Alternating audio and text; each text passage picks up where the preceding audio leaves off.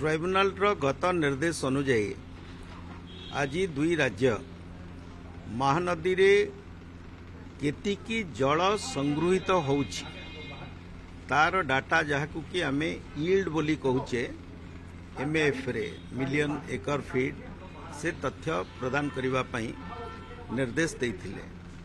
जेहेतु समय कम थिला दुई राज्यर वैषयिक टीम जदिओ उपरे पाखापाखी सहमति प्रकाश कर सारे केते गुड़िए वैषयिक विषय वस्तु को नहीं पुणी थरे आज दुई राज्य तरफ किसी समय लोड़ा जाइथिला।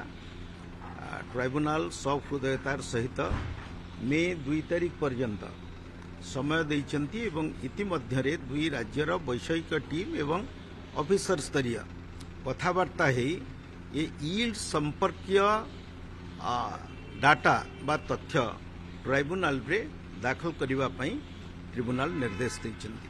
परवर्ती शुणाणी मे 2 तारिख को स्थगित रहा।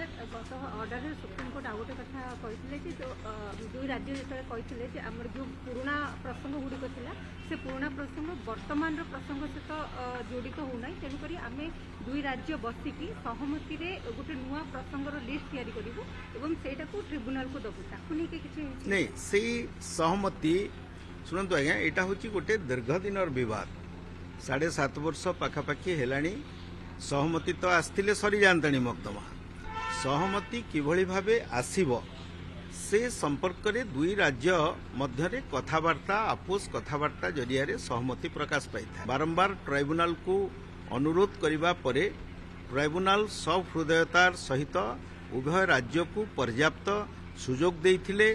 सुजोग देवा सहित सहमति भित्तिक तथ्य ट्राइब्यूनाल रे देले ये मामला आपोष मेलामिशा आड़ को गति करिवो। तेणु अनेक गुड़िए जगार असहमति प्रकाश पाइबा किसी अस्वाभाविक कथा नुहे ना तो बद सरी जाता ट्राइब्यूनाल को कहीं आसता।